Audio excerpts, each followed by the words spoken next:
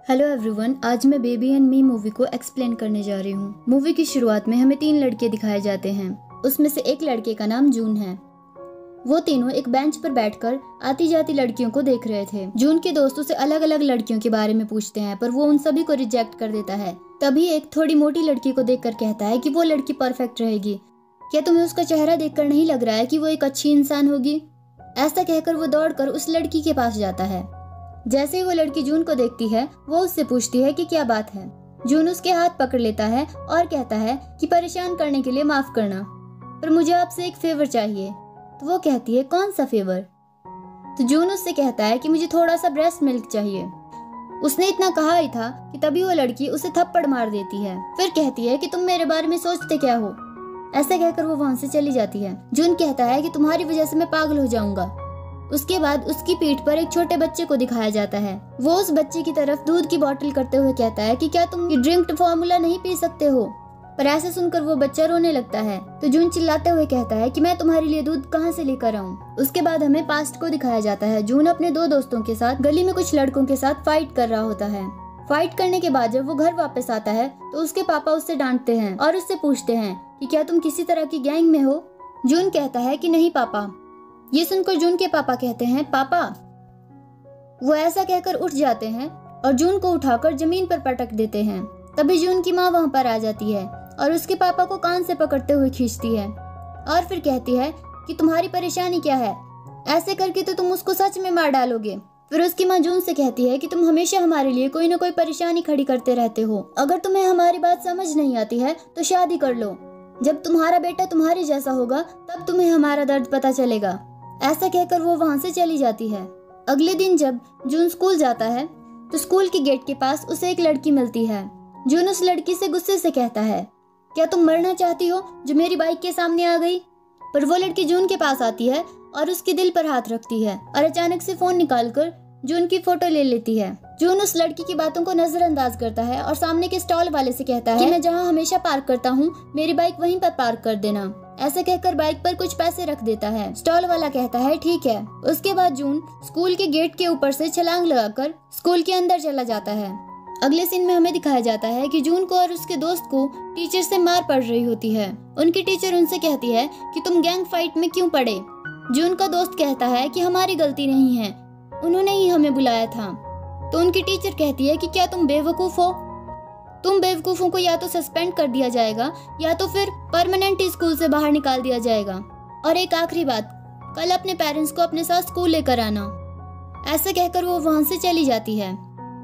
उसके बाद उस लड़की को स्कूल में दिखाया जाता है। जून उसकी तरफ गुस्से से देखता है पर वो मुस्कुराते हुए क्लास के अंदर एंटर हो जाती है। फिर जून की टीचर बताती है कि ये लड़की प्रेस्टिजियस साइंस हाई स्कूल में जाया करती थी, उस स्कूल में जिस स्कूल में तुम सब कभी जाने का सपना भी नहीं देख सकते हो, और ये हमेशा अपनी क्लास में टॉप पर आती है। उसकी टीचर उसे बैठने के लिए सीट बताने वाली थी कि तभी वो जाकर जून के साइड में बैठ जाती है। वो लड़की जून को हाय कहती है और फिर बताती है कि मेरा नाम बियोल किम है। अगले सीन में हमें दिखाया जाता है कि जून अपने दोस्त के साथ होता है। वो दोनों स्मोक कर रहे होते हैं कि तभी बियोल वहां पर आ जाती है और कहती है कि सिगरेट में 2000 से ज्यादा केमिकल्स होते हैं जो सेहत के लिए हानिकारक होते हैं, और जो लोग स्मोक करते हैं उन्हें कैंसर होने का दुगना खतरा होता है। ऐसा कहकर वो सिगरेट छुड़ा लेती है। जून का दोस्त बियोल से कहता है कि अपना मुंह बंद रखो और यहाँ से चली जाओ, पर बियोल कहना जारी रखती है और कहती है कि जो लोग 20 की उम्र से पहले ही सिगरेट पीना शुरू कर देते हैं उन्हें lung cancer, laryngeal cancer, oral cancer, oesophageal cancer, bladder cancer और बहुत सारे कैंसर डिजीजेस हो जाती है। जून उसकी बातें हैरानी से सुनता रहता है। जून का दोस्त कहता है कि ये लड़की क्या है, किसी ग्रह से आया हुआ एलियन? उसकी बात सुनकर बियोल उसके सिर पर मारती है और फिर वहां से चली जाती है। जब जून घर वापस आता है तो उसके मम्मी पापा ने उसके लिए एक वीडियो रिकॉर्ड करके रखी हुई थी। उसमें उन्होंने कहा था कि तुम्हारे स्कूल से आज हमें फिर से कॉल आई थी, हम रोज रोज तुम्हारे स्कूल जाकर तंग आ चुके हैं, इसलिए हम घर छोड़कर जा रहे हैं। जिस दिन तुम सुधर जाओगे उस दिन हम वापस आ जाएंगे। और हाँ, तुम्हारा क्रेडिट कार्ड भी हमने बंद कर दिया है, तुम्हारे लिए $100 रखे हुए हैं और वो तुम्हारे लिए काफी है। जून ये सब कुछ देखकर कहता है कि ये क्या ड्रामा चला हुआ है, पर फिर सोचता है कि एक तरह से अच्छा ही है, अब मुझे कोई परेशान नहीं करेगा। उसके बाद जून शॉपिंग मॉल में जाता है, साथ ही अपने दोस्तों को कॉल करता है और उन्हें अपने घर पर पार्टी करने के लिए बुलाता है। जून पार्टी के लिए शराब की बोतलें पिक कर रहा था जैसे ही वो अपने कार्ट की तरफ मुड़ता है, वो अपने कार्ट में एक 5-6 महीने के मेल बच्चे को देखता है। जून उस बच्चे को उस मॉल के कस्टमर सर्विस ऑफिस में दे देता है। तो वो जून से कहते हैं कि अगर इस बच्चे के मम्मी पापा इसे लेने के लिए नहीं आते हैं तो हमें पुलिस में रिपोर्ट करनी होगी और तुम्हें एज ए विटनेस वहाँ पर जाना पड़ेगा। जून उन्हें अपने स्कूल का एड्रेस दे देता है और अपना नाम पता बता देता है। पर तभी एक औरत जिसने बच्चे को संभाला हुआ था, वो कहती है कि कार्ड में बच्चे के साथ ये नोट भी था। उसमें लिखा हुआ था कि जून इस बच्चे का पापा है और इसीलिए जून की जिम्मेदारी बनती है कि वो इस बच्चे को पाले।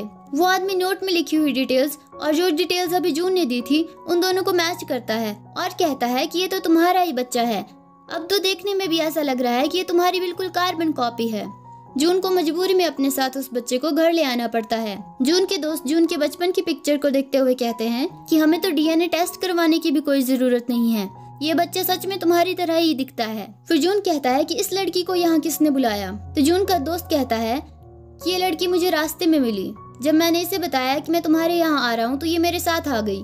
आधी रात हो जाती है। जून के दोस्त जून से कहते हैं कि याद करने की कोशिश करो कि इस बच्चे की माँ कौन है। उनकी बातें सुनकर जून को गुस्सा आ जाता है और वो कहता है कि अपना मुंह बंद रखो।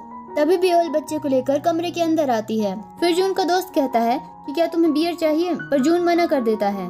तभी बियोल कहती है कि शराब पीने से व्हाइट ब्लड सेल्स का काउंट कम हो जाता है, जिसकी वजह से हमारा इम्यून सिस्टम कमजोर हो जाता है और हमारी जजमेंट करने की क्षमता भी कम हो जाती है। वो अभी और कुछ बताने वाली थी कि तभी जून उससे कहता है कि तुम यहाँ से चली जाओ। तो बियोल कहती है कि इस वक्त हमें बच्चे के बारे में सोचना चाहिए, पर जून कहता है कि यहाँ से दफा हो जाओ। तो बियोल कहती है ठीक है वोरम के पापा। जून कहता है पापा और मैं, तुम क्या बकवास कर रही हो। पर बियोल बिना कोई जवाब दिए हुए दरवाजे से बाहर चली जाती है। फिर जून अपने दोस्तों को कहता है कि अगर तुम मेरी कोई मदद नहीं करने वाले हो तो तुम दोनों भी यहाँ से चले जाओ। बियोल अपने घर आकर अपनी माँ से पूछती है कि क्या आपको ऐसा दामाद चल पड़ेगा जिसका पहले से एक बच्चा हो। तो उसकी माँ कहती है कि क्या तुम ड्रामा के लिए स्क्रिप्ट लिख रही हो। जून को बच्चे को संभालने में बहुत परेशानी हो रही थी। वो बच्चा चुप होने का नाम ही नहीं ले रहा था। तब जून बियोल को कॉल करता है और उससे पूछता है कि मैं इसका क्या करूं। कॉल के बाद बियोल जून के घर आती है। बियोल जून को बच्चे का डायपर चेंज करना सिखाती है और कहती है कि अगर ये जानना हो कि बच्चे को भूख लगी है या नहीं तो उसके मुंह के नजदीक अपनी उंगली ले जाना। अगर बच्चा मुंह खोलता है तो इसका मतलब है उसे भूख लगी है। दूसरी तरफ जून बियोल की बातें सुनते सुनते सोफे पर ही सो गया था। अगले दिन सुबह जून को स्कूल से कॉल आती है कि अगर वो आज भी स्कूल नहीं आया तो उसे स्कूल से निकाल दिया जाएगा। ये सुनकर जून को स्कूल जाना पड़ता है। वो वुरम को भी अपने साथ स्कूल ले जाता है। फिर उसे लॉकर रूम में छुपाने की कोशिश करता है पर वहाँ पर पकड़ा जाता है। जून की टीचर उससे कहती है कि तुम्हारे मम्मी पापा कहाँ पर हैं। तो जून बताता है कि वो घर छोड़कर चले गए हैं। ये सुनकर जून की टीचर को गुस्सा आ जाता है और वो कहती है कि तुम्हारे पूरे परिवार की क्या परेशानी है। तो जून अपनी टीचर से कहता है कि आप धीमे बात कीजिए नहीं तो ये रोने लगेगा। जून बेबी को लेकर क्लासरूम में आ जाता है। सभी स्टूडेंट्स बेबी के साथ खेलने लगते हैं पर तभी अचानक से बेबी के डायपर से स्मेल आने लगती है। एक लड़का जो फ्रंट बेंच में बैठे हुए पढ़ाई कर रहा था वो गुस्से से खड़ा हो जाता है और कहता है कि तुमने पूरे क्लासरूम में गंदगी फैला कर रखी हुई है। इस इंसिडेंट के बाद स्कूल का प्रिंसिपल जून को स्कूल से बाहर निकालने के लिए कहता है पर जून की क्लास टीचर और बियोल उससे जून के लिए 1 हफ्ते का समय मांगते हैं। जून अपने दोस्त के साथ बैठे हुए कहता है कि मैं अचानक से एक बच्चे का पापा बन गया और मैं इसकी माँ को सभी जगह ढूंढ रहा हूँ। मेरे मम्मी पापा घर छोड़कर भाग गए हैं। दरअसल जून बेबी के साथ अपने दोस्त से मिलने हॉस्पिटल आया था। उसके दोस्त की मम्मी बीमार थी और डॉक्टर ने उसे हॉस्पिटल की फीस भरने के लिए कहा था पर वो काफी समय से हॉस्पिटल की फीस नहीं दे पा रहा था। जून को इन सब चीजों के बारे में पता था, इसीलिए वो अपनी बाइक बेच देता है और अपने दोस्त को पैसे देते हुए कहता है कि जब तुम्हारे पास बहुत सारे पैसे होंगे तो मुझे नई बाइक खरीद कर दे देना। जून बेबी के साथ ट्रेन में ट्रेवल कर रहा था। जब जून का स्टेशन आता है तो वो ट्रेन से बाहर निकल जाता है। जब उसे याद आता है कि वो बेबी को सीट में ही भूल गया है तो वो ट्रेन के पीछे पीछे भागता है। फिर अचानक से कहता है कि एक तरह से ये तो अच्छा ही हुआ। ये कहकर वो घर भागकर वापस आ जाता है। फिर वो अपने आप से ही बात करते हुए कहता है कि मैं उसकी देखभाल करके थक गया था, इसीलिए मुझे वहाँ पर नींद आ गई। ऐसा कहकर वो सोने की कोशिश करता है पर उसे फिर से नींद नहीं आती और जाकर बेबी की मिसिंग होने की कंप्लेंट करवाता है। पुलिस ऑफिसर जून की कंप्लेंट सुनता है। फिर वो कहता है कि शुक्र मनाओ वहाँ पर सर्विलेंस कैमरा था जिसकी वजह से हमें बच्चा सही सलामत मिल गया। जून बेबी को देखकर गले लगा लेता है। फिर पुलिस ऑफिसर उससे कहता है कि तुम अभी हाई स्कूल में हो और एक बच्चे को अपने साथ लेकर घूम रहे हो। जून कहता है कि ये सब मेरी मर्जी से नहीं हुआ है। कई बार जिंदगी में अक्सर वो चीजें हो जाती हैं जिनके बारे में हमने कभी सोचा भी नहीं होता। ये सुनकर पुलिस ऑफिसर फाइल से उसके सिर पे मारता है। जून बेबी को लेकर घर वापस आता है, पर बेबी फॉर्मूले वाला दूध नहीं पी रहा होता है। तो बियोल जून को सलाह देती है कि उसे हॉस्पिटल जाना चाहिए और किसी ऐसी औरत से मदद मांगनी चाहिए जिसका अभी अभी बेबी हुआ हो। अगले दिन जून हॉस्पिटल जाता है और उन औरतों की डिटेल्स मांगता है जिनके अभी अभी बेबी हुए हो। वो उन्हें बताता है कि मेरा बच्चा फॉर्मूले वाला दूध नहीं पी रहा है। तो वो पूछते हैं कि इसकी माँ कहाँ पर है। तो जून उन्हें बताता है कि इसकी माँ इसे जन्म देते वक्त मर गई थी, और ऐसा कहकर वो झूठ मूठ का ही जोर जोर से रोने लगता है। जून के ड्रामा करने के बाद आखिरकार उसे नई नई माँ बनी हुई औरतों की लिस्ट मिल ही जाती है। जून उन सब के पास जाता है और उन सब से एक एक बॉटल ब्रेस्ट मिल्क की लेकर आता है और फिर वुरम को पीने के लिए देता है। उसके बाद जून बियोल के साथ बेबी को वैक्सीन लगवाने के लिए हॉस्पिटल लेकर जाता है। वहाँ पर बैठी हुई औरतें आपस में बात करने लगती हैं कि ये दोनों कितने क्यूट कपल है। फिर वो बियोल से पूछती है कि तुम्हारे कितने बच्चे हैं, तो बियोल उन्हें कहती है कि 9। तो वो औरतें आपस में बातें करने लगती है कि इस लड़की के 9 बच्चे हैं। वुरम को वैक्सीन लगवाने के बाद बियोल घर वापस चली जाती है और जून बेबी के साथ अपनी पार्ट टाइम जॉब करने जाता है। जून थोड़ी देर के लिए स्टाफ के कुछ मेंबर्स के पास बच्चे को संभालने के लिए देता है, पर जब वो वापस आता है तो वो देखता है कि वुरम अकेला ही फ्लोर पर पड़ा हुआ है और रो रहा है। अगले दिन सुबह जून के क्लासरूम को दिखाया जाता है। क्लासरूम में वही लड़का जिसकी जून के साथ उस दिन बेबी की वजह से फाइट हुई थी, वही लड़का बाकी सब स्टूडेंट्स के साथ जून के बारे में अनाप शनाप बातें कर रहा था और फिर कहता है कि मेरी फैमिली का एक ही मोटो है, हमेशा टॉप पर रहना। बियोल उसकी सारी बातें सुन रही थी। जब वो लड़का बियोल के डेस्क के पास से गुजरता है तो बियोल अपनी टांग आगे कर देती है, जिसकी वजह से वो लड़का जमीन पर गिर जाता है। वो लड़का उससे पूछता है कि तुम्हें क्या परेशानी है। तो वो लड़की कहती है कि तुम बहुत बकवास करते हो, अगर आज के बाद तुम कभी भी टॉप स्कोर लेने में कामयाब हो पाए तो मैं अपना नाम बदल दूंगी। ऐसा कहकर वो वहाँ से चली जाती है। दूसरी तरफ बेबी की वजह से जून को उसकी सभी पार्ट टाइम जॉब से निकाल दिया जाता है। वो न्यू जॉब सर्च करने की कोशिश करता है, पर सभी ये रीजन देते हैं कि वो बच्चे के साथ नौकरी नहीं कर सकता है। बचे हुए पैसों से वो थोड़ा सा दूध खरीदता है और पीने लगता है, पर तब देखता है कि वुरम को भी भूख लगी थी। वो वुरम को वो दूध देने लगता है, पर उससे दूध छूट जाता है और गिर जाता है। तभी अचानक से एक बेवड़ा आदमी आकर जून के पास गिर जाता है। जून बेबी की तरफ देखता है और फिर उस आदमी की पॉकेट में से उसका वॉलेट निकाल लेता है, पर तभी अचानक से वो आदमी जून को उसकी टांग से पकड़ लेता है।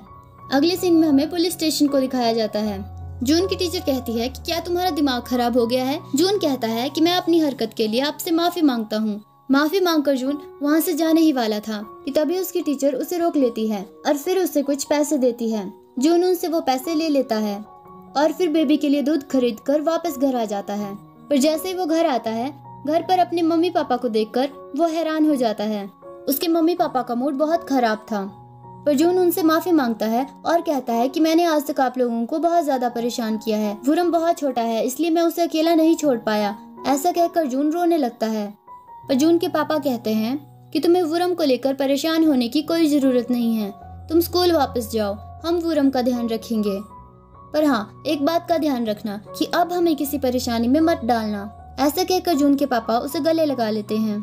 जून उनको थैंक यू कहता है। फिर जून के पापा कहते हैं तो ठीक है, अब लड़ाई करने के लिए तैयार हो जाओ। जून घर वापस आता है और अलमीरा में कुछ ढूंढने लगता है कि तभी अचानक से उसे एक डायरी मिलती है। उस डायरी में वुरम की सोनोग्राफी से लेकर उसके जन्म तक की बहुत सारी पिक्चर्स थी। जून उस डायरी को पढ़ता है और फिर रोने लगता है। अगले सीन में हमें दिखाया जाता है कि जून अपने उसी दोस्त से मिलने जाता है जिसकी जून ने अपनी बाइक बेचकर मदद की थी। जून अपने दोस्त से कहता है कि तुम एक इंसान होकर और मेरे दोस्त होकर ऐसा मेरे साथ कैसे कर सकते हो। तो जून का दोस्त कहता है कि मैं उसे पालने के काबिल नहीं था, पर जून कहता है कि तुम्हें फिर भी मेरे साथ ऐसा नहीं करना चाहिए था। वो बेबी जून का नहीं बल्कि उसके दोस्त का था। जून का दोस्त जून से कहता है कि मैं उस बच्चे को नहीं पाल सकता हूँ। अपने दोस्त की ये सब बातें सुनकर जून को और भी ज्यादा गुस्सा आता है और वो अपने दोस्त को काफी पीटता है। अगले दिन सुबह जून जब नींद से उठता है तो वुरम को अपने कमरे में न देखकर उदास हो जाता है और फिर तैयार होकर स्कूल चला जाता है। एग्जाम के रिजल्ट्स डिक्लेयर हो गए थे। बियोल क्लास में फर्स्ट आई थी और जिस लड़की को बियोल ने चैलेंज किया था वो सेकंड आया था। एग्जाम रिजल्ट्स देखकर वो लड़का वहाँ से चुपचाप चला जाता है। जून भी एग्जाम रिजल्ट्स देखकर खुश हो जाता है और बियोल के सिर पर हाथ रखकर वहाँ से चला जाता है। अगले सीन में हमें दिखाया जाता है कि बियोल जून से मिलने आती है और फिर उससे पूछती है कि क्या तुम्हें वुरम की याद आ रही है। तो जून कहता है कि मैं उसे याद क्यों करूंगा। तो बियोल कहती है कि तुम्हें पता है कि कल वुरम को कोई ना कोई अडॉप्ट कर लेगा और वो ये देश छोड़कर हमेशा के लिए चला जाएगा। जून को वुरम की याद आ रही थी पर वो कोई फैसला नहीं ले पा रहा था। जून के दोनों दोस्त और बियोल वुरम को एयरपोर्ट लेकर आते हैं पर वुरम बुरे तरीके से रो रहा था। वो चुप होने का नाम ही नहीं ले रहा था। दूसरी तरफ हमें दिखाया जाता है कि जून पागलों की तरह बाइक चलाते हुए एयरपोर्ट पहुंचता है। जब वुरम जून को देखता है तो वो रोने लगता है और जून की तरफ हाथ आगे बढ़ाता है। जून चिल्लाते हुए कहता है कि वो मेरा बेबी है, उसे मुझे वापस दो। वुरम और जून की हालत देखकर वो कपल वुरम को वापस दे देते हैं। अगले सीन में हमें दिखाया जाता है कि जून के और उसके दोस्तों की सुलह हो जाती है। जब जून के दोनों दोस्त वहाँ से चले जाते हैं तो बियोल जून से कहती है, ये तो अच्छी बात है, अब मेरी मॉम को सिंगल डैड को जमाई के तौर पर एक्सेप्ट नहीं करना पड़ेगा। उसे देखकर जून मुस्कुराने लगता है। उसके बाद बियोल काउंटिंग करना शुरू कर देती है और अपनी पॉकेट में से कुछ निकालने लगती है। जून भी देखने लगता है कि वो अपनी पॉकेट से क्या निकालने वाली है, पर तभी अचानक से वो जून को किस कर देती है। 7 काउंट होने पर वहाँ से भाग जाती है। उसे जाते हुए देखकर जून मुस्कुराता है और फिर वुरम की तरफ देखकर मुस्कुराता है और उसे गले लगा देता है। इसी के साथ मूवी खत्म हो जाती है। Thanks for watching.